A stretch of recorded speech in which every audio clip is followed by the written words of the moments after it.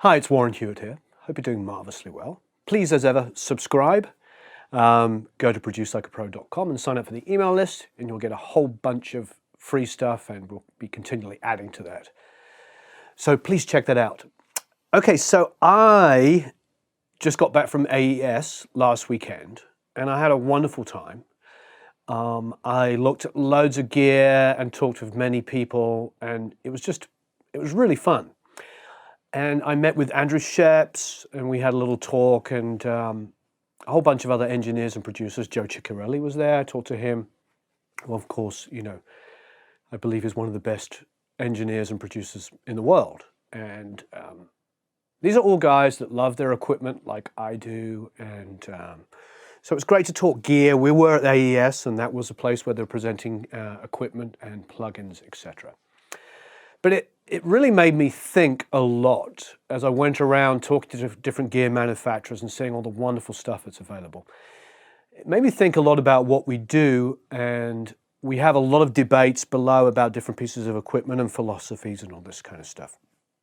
And one of the themes I really started to see was, with Andrew in particular, who was talking about now mixing completely in the box, and with Neil Avron, who I interviewed a couple of weeks ago here, and how he's recording, still using Class A equipment, but he's mixing entirely in the box. And neither of them are using summing amps.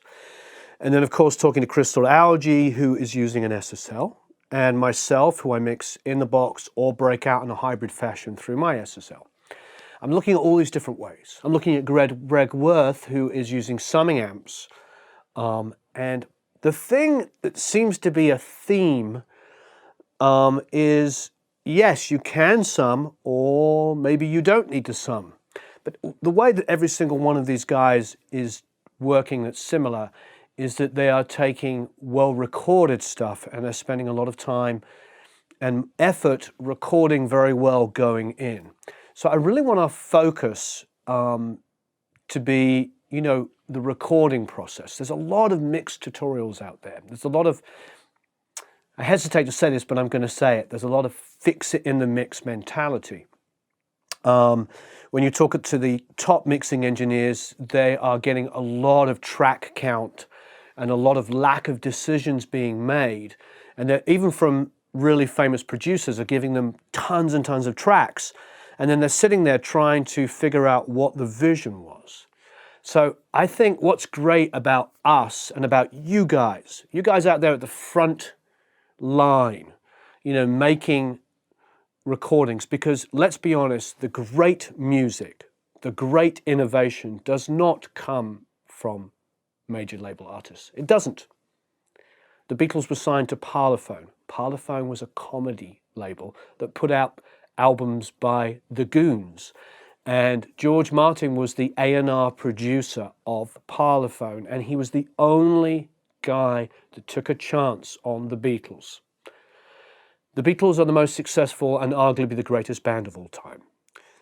And they came out on a comedy label. And then let's flash forward to Nirvana. Nirvana were on Sub Pop Records, a little label in Seattle.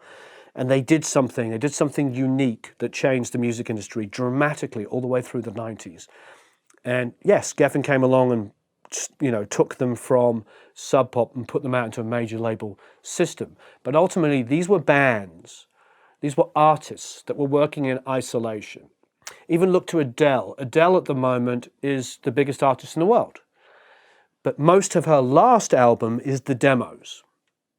Those producers that co-wrote and produced the tracks with her in their own studios got to keep their initial demos, and they came out on the album. That album became a massive worldwide album.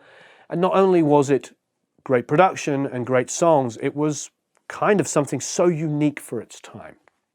So the one thing that I really want to stress is don't sell yourselves short, because you know what? You guys and girls out there, you are the cutting edge, because that's where the great music comes from. Everybody always criticizes the label system, and the label system has its faults. And I think particularly at the moment where pop music has stagnated over the last 10 years, where if you take a hit by an artist of the last 10 years, from 10 years ago and now, and spun it around and played it to somebody randomly, they might not know what is this year's hit or what is 10 years ago hit. The production has basically stagnated. It seems to be incredibly radio driven. But the artists that come out, like the Sam Smiths and the Adeles, are coming out very left of center by production and songwriting done by people, you know, that were outside of that system. Maybe they have some success within it as well, but you've got to look at the history of music and realize that the Beatles and Nirvana and all those kind of artists were not, even the new wave and two-tone and the punk rock from England and the punk rock in America, like the Stooges and stuff like that, and the Velvet Underground. All of those bands are not products of major label. So, why am I waffling on? I'm waffling on because I want to encourage you guys, because I realize no matter anybody's process, it doesn't matter if you're Chris Sordaji, who's one of the greatest mixers of all time, or Andrew Sheps, who's an amazing mixer now. It doesn't matter if you're Neil Avron or you're me or anybody. There is no one way to do this. So the message is how you do things. Don't sell yourself short. Don't worry about having all of the great gear. I think if I was going to invest in anything, it would be my front end at the moment, not my back end. Yeah, it's great to have summing amps, but a summing amp might be really good, a summing mixer, I should say, might be really good for you if you've used your little interface and you want to access transformers and you want the sound of transformers that you get from a mic pre. And there are things around for like a couple of $1,000s that could do that, so you could mix through it.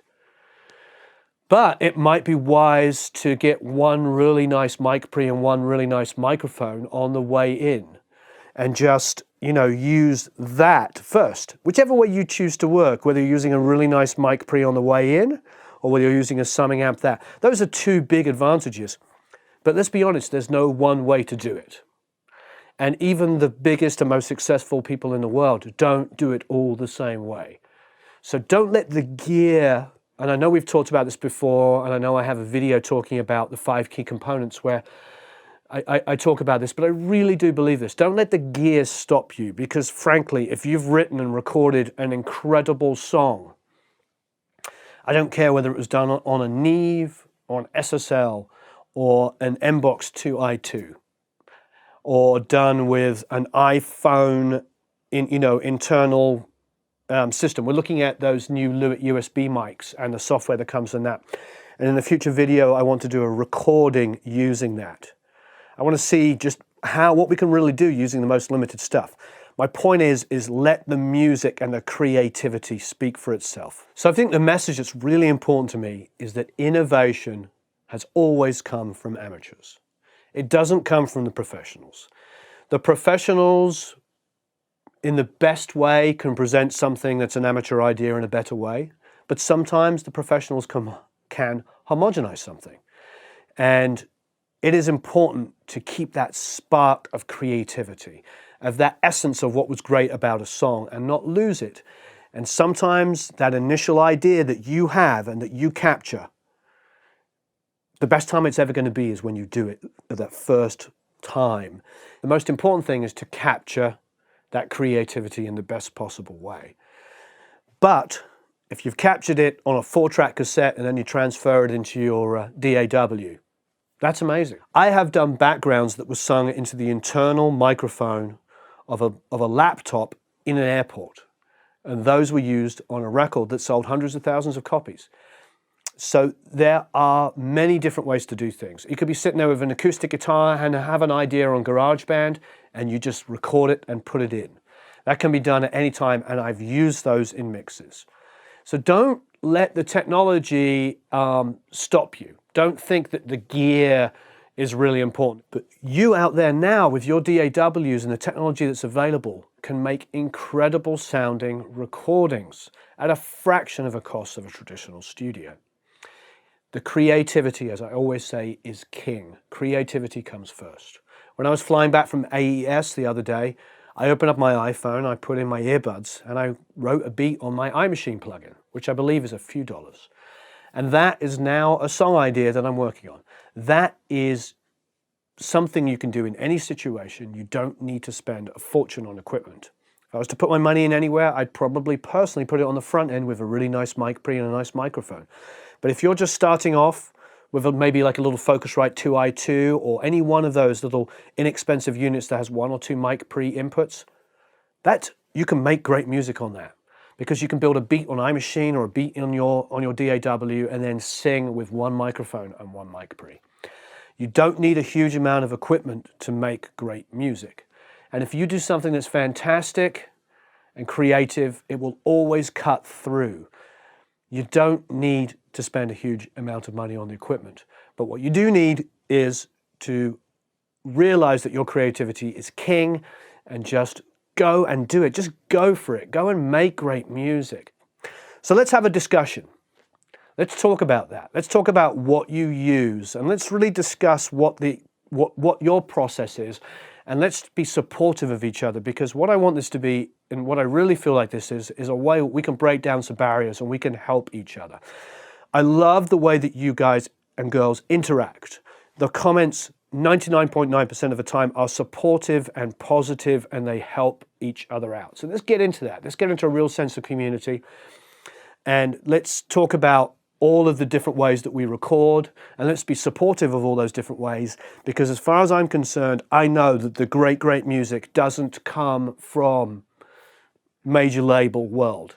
Yes, it can take it and give it a platform, but the real innovation is coming from people like you who are at home in their bedrooms or in a garage or whatever, making music. Find music, find artists in your local area, develop them, work with them, or record your own music. And there's so many avenues now to get it out there. Let's talk about that. Let's have a discussion about music and about how you do music. So please, as ever, leave some comments and questions below. Let's talk about what gear you use and how you get there. And let's share and really have a discussion about it. And I don't mind what your DAW is. It doesn't matter. It seems Reaper is really popular at the moment. Studio One is really popular at the moment. And Pro Tools is obviously there, and Logic is there as well.